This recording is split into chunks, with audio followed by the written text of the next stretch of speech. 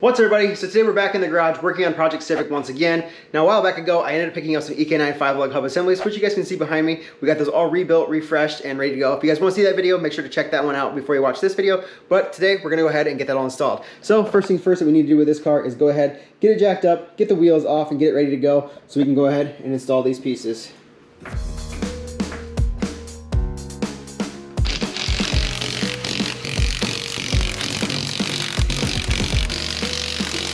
Now we got the front end all jacked up, ready to go. We can go ahead and take you guys over here to the 5-lug assemblies so you guys can get a good look at them.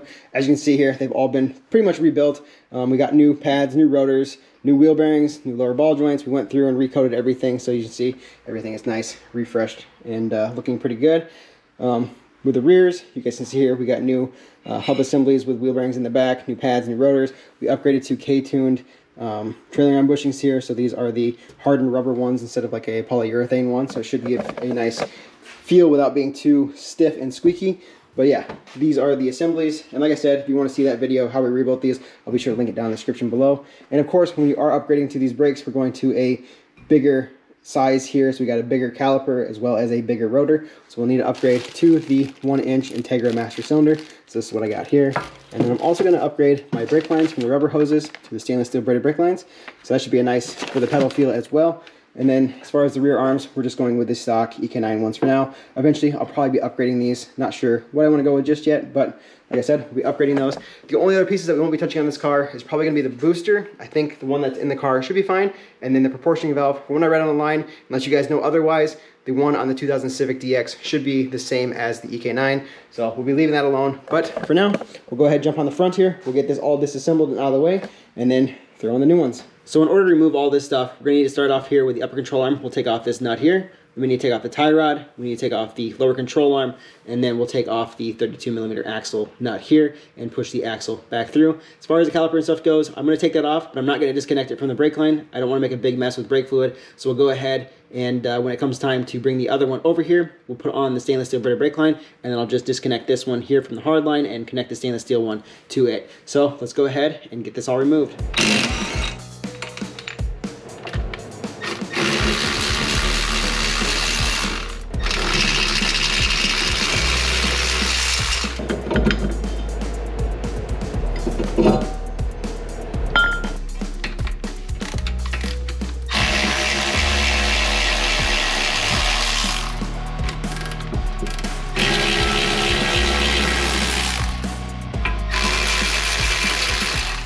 So as you can see, we popped out all the cotter pins from each one of the joints.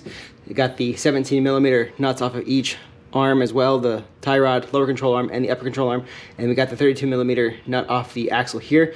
So all this should be ready to come out now. All we gotta do is get each one of these to pop out of its socket. I went ahead, put the caliper over here on the side just to have it out of the way, because like I said, I don't want to make a mess with the brake fluid. So we'll go ahead, pop this off the rest of the way, and call it good.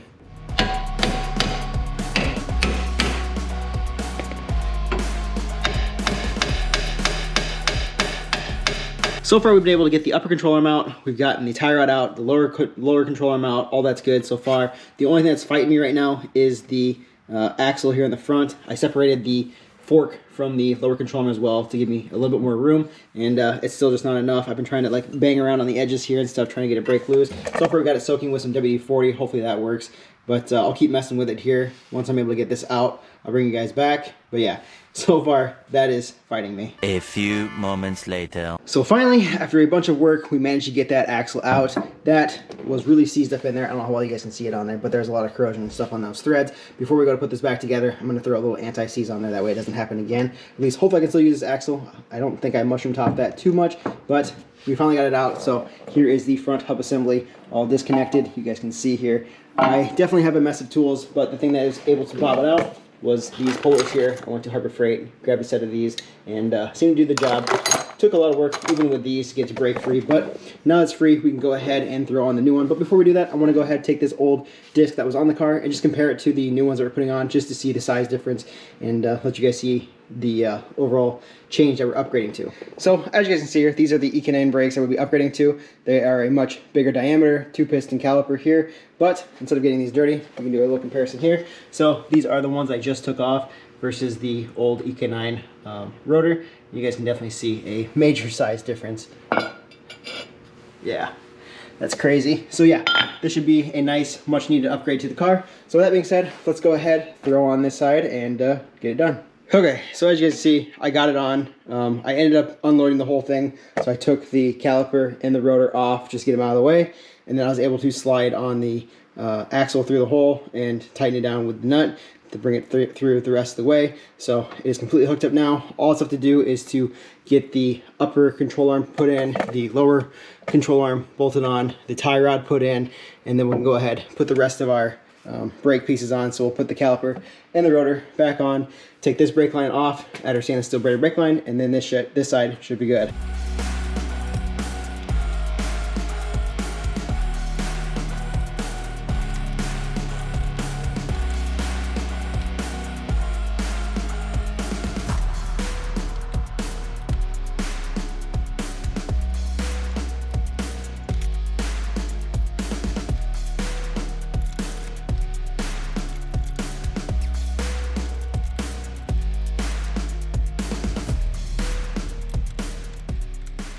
So we just managed to get the passenger side all done now. Everything just needs to be torqued down and added to the cotter pins. And then we need to add the brake line on this side here. Once this is done, we can go ahead and move on to the back.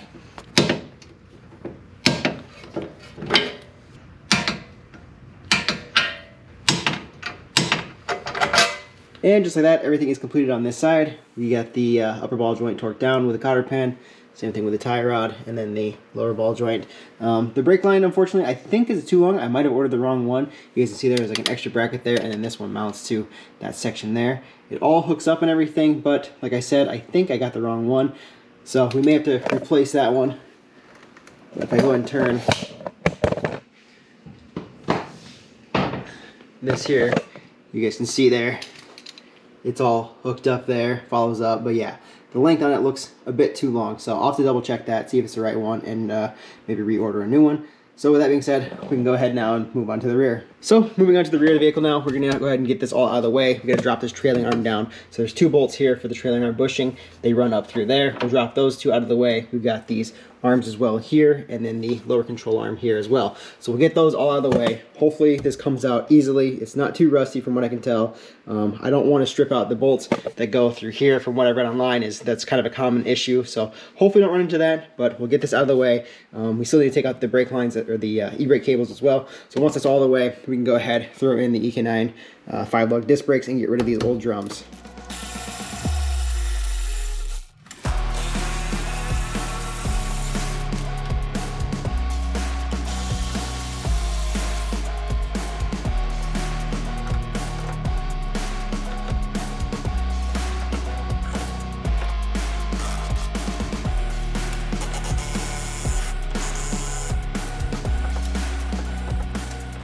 So there you guys have it. We got the trailing arm out. Also to disconnect is the brake line there. I didn't want to disconnect that just yet because I don't have a bunch of brake fluid all over the place, but we'll just disassemble it from here, run the new stainless steel braided brake line, and connect it to the caliper. That way we don't spill a bunch of fluid. Overall, everything came out relatively easily. We did have a little bit of struggle with that rear arm back there. That one was kind of seized in there. The trailing arm bolts, I'm surprised they came out relatively easily. Didn't have any major issue with that. But yeah. Everything else is disconnected. I went through and disconnected the brake lines as well, the e-brake cables, so I can show you guys how I did that one as well from the inside of the car. But with that being said, we can go ahead now and throw on the EK9 stuff. Okay, so jumping on the interior here, I'll show you guys for the e-brake. There was a center console piece here, which I have sitting here. There's just two screws that mount up on the ends here, so it goes from here to here. You take those two screws out, and the plastic piece will come out. You just lift the e-brake up, and then the whole plastic assembly comes out of the way. As far as the back half goes, you guys can see there, that's where the e-brakes cables were attached, and then there's two bolts there. So you take those two bolts out there, which is these here, and I held them by this bracket. Once those are out of the way, you can go ahead and loosen that nut up so it releases the tension here. And then you can slide the cables out of these holes, and then they'll be up out of the way. So once those are out, you come into the back end here, and you lift up on the seat on these edges here and over there, and it lifts it up enough. There is a plastic clip that holds the carpet in that position there. So you can lift this out of the way, and then you can see there is where the e-brake cables go through. They're held in by these little rubber grommets, so you pop those out and slide the cables through. You push them down below, and then those are out of the way. As far as everything else goes, underneath the car there's a bunch of little clips and brackets that are holding the e-brake cables up to the chassis. They're kind of tucked in behind like the exhaust shield, some of the exhaust pieces, but you can get to them relatively easily. So that's what we have dangling underneath there. I don't know how well you guys can see it there, but it just goes all underneath the car there. So now that that's all out of the way, we can go ahead and swap out to the disc brakes. And just like that, we got the rear trailing arm, e-brake, and all that stuff connected here, so everything is attached and ready to go. I went ahead, connected the e-brake cable all the way through. We ended up getting everything all torqued down. The only thing I still need to do is torque down this. We'll do that once we set the e-brake inside the car. That way we can lock this in place and be able to tighten that down. I was able to run the stainless steel British brake line back there, as you guys can see, and it mounted up perfectly. I think the front one is a little bit too long, like I said, so we'll go ahead and probably end up replacing that one. I'll check the part number, make sure I got the right one. If not, like I said, we'll get a different one, but everything is in here now and torqued down. We got the trailing arm bolts there. We got the rear arm bolt all the way down there. Like I said, the e-brake cables all the way ran back there. So this side here is complete. So with that being said, we can go ahead now, jump on the other side and tackle that. Wasn't able to film too much on this side just because I am in kind of confined space and it's a lot of underneath the car, so you guys can't really see a whole lot anyway. It's pretty straightforward though, nothing too overly difficult or challenging. So like I said, let's go ahead, jump on the other side and knock those two out. Tomorrow. It's the next day now. We ended up getting everything done on the driver's side. I got the front and rear all assembly completed. All it's up now to do is the master cylinder and the e-brake cables. Now when it came to doing the driver's side, it definitely took a little bit more work on the front end. I'll post a short for you guys to see exactly what I had to do to pop that loose, because that axle was completely seized into the hub. I ended up replacing or returning the one pullers that I used on this side and ended up upgrading this to the hydraulic one from Harbor Freight. So this is like a 5-ton puller. Thing were awesome, pressed out that seized that hub super easily. But yeah, everything else now is completed. All it's left to do is the master cylinder and the e-brake cable. So I'll let you guys kind of come around here to see this side. But we got this rear section done. So you can see they're all completed aside from the e-brake cable. I still got to, like I said, reassemble everything back inside there, and then my mess here on the front end, getting that all wrapped up. So yeah, that is all complete. So now we can go ahead and move on to the master cylinder. So as you guys can see here, most of the fluid is already drained out of it from having those brake lines open, but it is just two 12mm nuts down below. We'll pop off the brake lines and swap over the 1-inch Integra master cylinder. So we'll get that swapped over now. And then, like I said, the portioning valve that I mentioned at the beginning of the video is right back here. From what I read online, like I said, it appears that it works with this conversion. I don't think there's an issue unless you guys know otherwise. If you guys do, let me know in the comments below. But for now, let's go and swap out this master cylinder.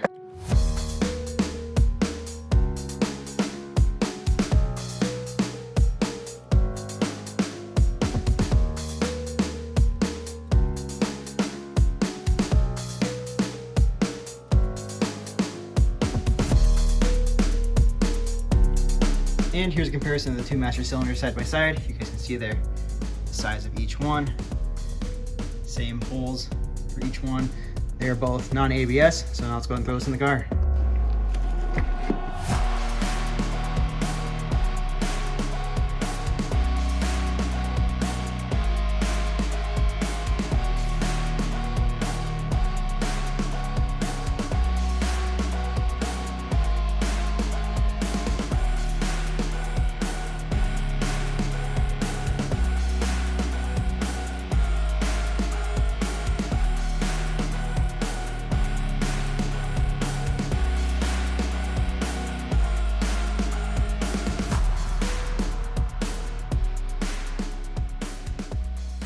And now, moving on to the interior here, like I said, we pulled the carpet up.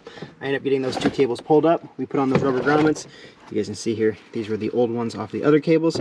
So now that is all fed in through there. And then as far as the cable goes, you guys can see there, hopefully, there should be enough slack here that we can slide that into there like that. And that should set like that. So all it's left to do, we have to tighten this down. So we're able to use the e-brake. As you can see here, it's too loose. It's not tight enough. And we can throw on this bracket here and hook all this back up.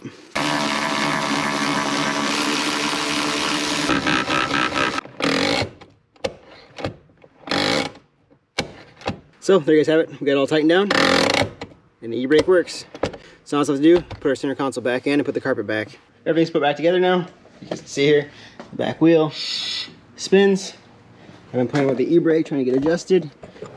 So now we crank up on that. And it's nice and tight.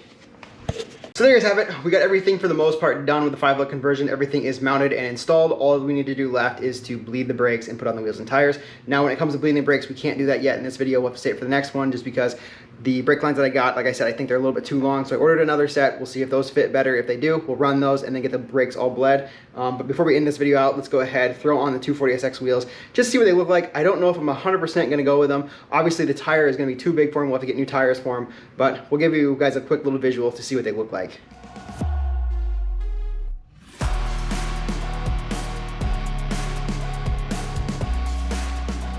So here it is with the 240SX wheels and tires.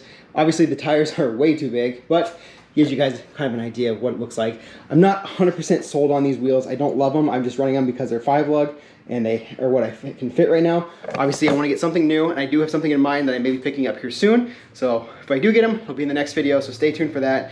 And just let me know in the comments below, what do you guys think? Should we run the 240SX wheels? I mean, overall, I don't think it's a bad look, but it could be much better. These are gonna need a lot of cleanup. You guys can see all the brake dust and stuff built up in the corner. They probably need refreshed. So we may, if we do end up running these, we'll probably paint them or dip them or have them powder coated or something. But like I said, let me know in the comments below what you guys think. So in the next video, we'll go through, we'll get the new brake lines, we'll get everything bled and have it all completed. We'll run these wheels or hopefully a new set of wheels. So stay tuned for that. But otherwise, if you guys like this video, make sure you big thumbs up. Don't forget to subscribe, and I'll see you guys in the next one.